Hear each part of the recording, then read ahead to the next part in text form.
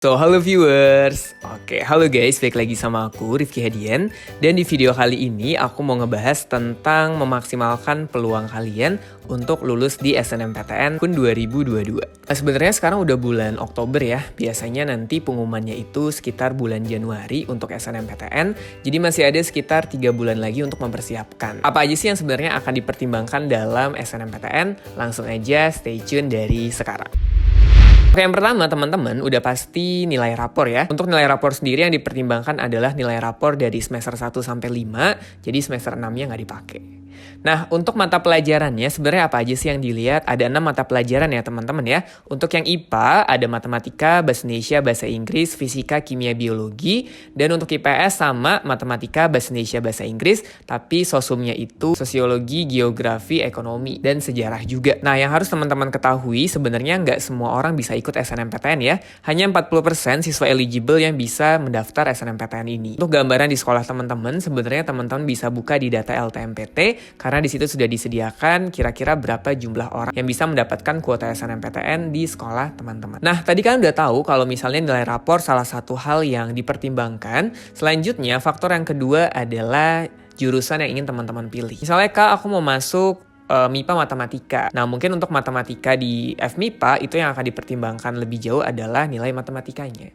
Jadi walaupun misalnya nilai rata-rata teman-teman tinggi, tapi dilihat juga jurusan itu berhubungan dengan mata pelajaran apa. Karena menurut aku ada beberapa pelajaran yang akan diunggulkan atau dihitung bobotnya lebih di suatu jurusan tertentu. Kak, kalau aku misalnya mau FEB, mau ekonomi, nilai ekonominya akan cukup diperhitungkan jika memang teman-teman mengambil jurusan yang berhubungan dengan mata pelajaran tertentu. Jadi yang dilihat cuma secara rata-rata ya teman-teman ya, tapi per mata pelajarannya juga coba dilihat. Nah, yang ketiga teman-teman yang harus diperhatikan adalah ranking paralel teman-teman.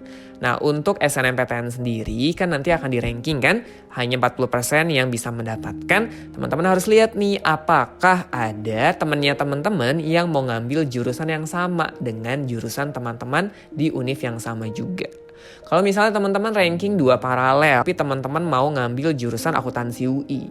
Yang ranking 1 paralelnya ternyata mau milih akuntansi UI juga. Nah, teman-teman harus lihat, nilainya lebih tinggi nih di semua mata pelajaran.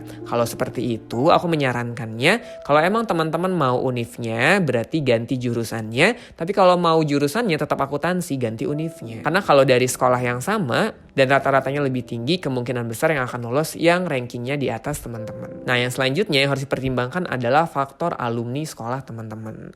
Teman-teman bisa lihat kira-kira untuk persebaran alumni itu mereka lulusnya di mana aja sih, di jurusan apa aja dan univ apa aja. Kalau teman-teman lihat, ada nih jurusan dan univ yang aku mau dan ada tahun lalu alumninya, aku sangat menyarankan coba didaftarkan. Kenapa? Karena peluangnya akan lebih besar ketimbang teman-teman nggak punya faktor alumninya. Nah, untuk faktor alumni sendiri, teman-teman bisa lihat kira-kira nilai alumni teman-teman waktu mau masuk jurusan yang teman-teman inginkan itu berapa, lebih tinggi atau lebih rendah dengan nilainya teman-teman. Yang pertama bisa dilihat. Yang kedua, kalau teman-teman deket sih, coba tanya IPK-nya berapa. Karena semakin bagus IPK-nya kakak kelas teman-teman, otomatis peluang teman-teman juga jauh lebih besar. Kenapa Kak bisa lebih besar? IPK yang bagus berarti menggambarkan bahwa sekolah tersebut punya sumber daya murid yang berkualitas juga. Sehingga dengan hal tersebut itu juga akan memperbesar peluang teman-teman.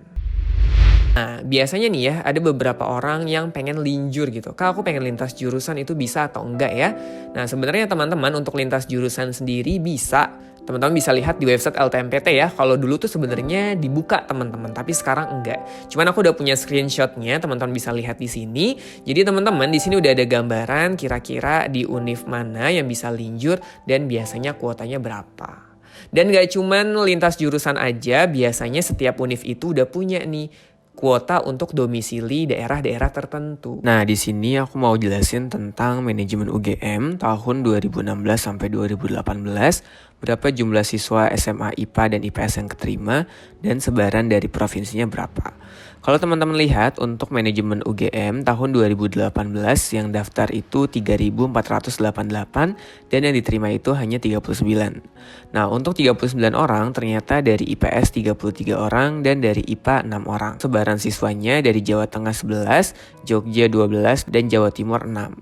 Nah, untuk sisanya teman-teman bisa lihat sama kayak yang 2018, tapi untuk IPA-nya cuma sekitar 9 dan tahun 2016 13. Semakin tahun jumlah siswa SMA IPA-nya semakin menurun ya, dari 13, 9 dan jadi 6. Dan untuk sebarannya paling banyak dari daerah Jawa, Jawa Tengah, Jogja dan Jawa Timur.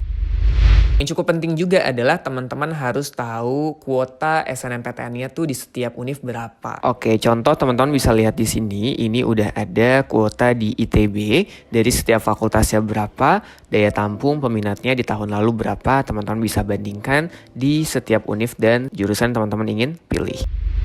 Dan yang terakhir teman-teman, ada yang namanya sertifikat ya. Teman-teman bisa melampirkan sertifikat dengan catatan. Teman-teman harus lihat yang menyelenggarakan siapa ini. Setelah lihat penyelenggaranya siapa, teman-teman juga harus lihat ini tingkat apa.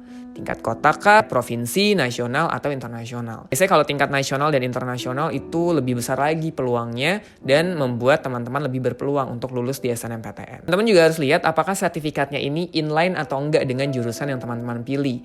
Misalnya kalau teman-teman memilih jurusan matematika, berarti teman-teman lampirkan sertifikat yang berhubungan dengan matematika. OSN matematika, lomba matematika. Jangan teman-teman misalnya mau matematika tapi yang teman-teman lampirkan itu sertifikat keolahragaan atau misalnya seni budaya, jadi itu nggak sesuai menurut aku.